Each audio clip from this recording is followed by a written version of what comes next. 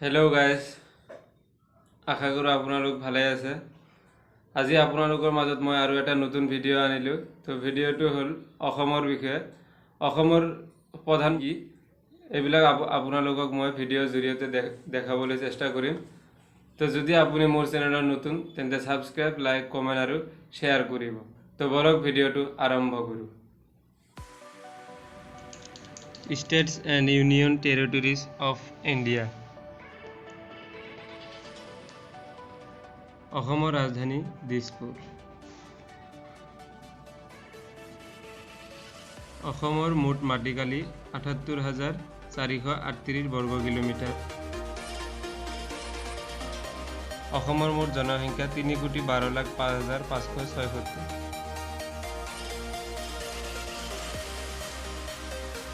অসমৰ মাতৃভাষা অসমীয়া আৰু বড়ো।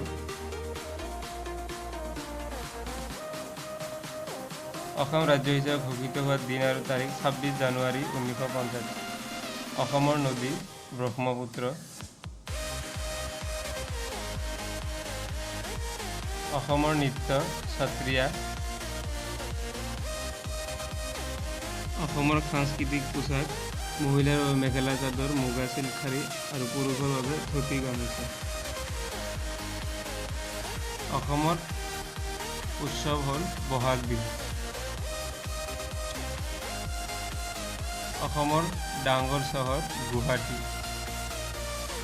অসমৰ মুঠ জিলা ৩৩খন। অসমৰ ৰাজ্যিক জন্তু গড়। ৰাজ্যিক চৰাই দেওহা। ৰাজ্যিক ফুল কপৌ ফুল। ৰাজ্যিক গছ হলং গছ। ষ্টেট ইমব্লেম। ষ্টেট সং অ মোৰ আপোনাৰ দেশ।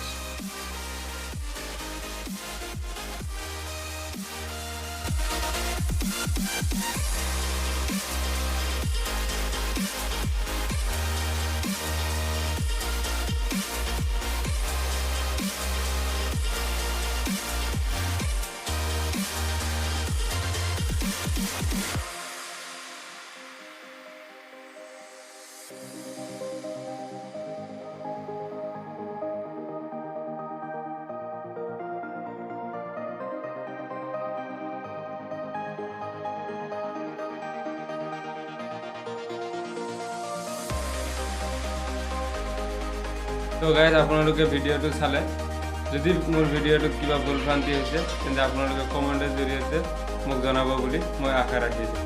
তো টেক কেয়াৰ, সকলোৱে ভাল থাকক।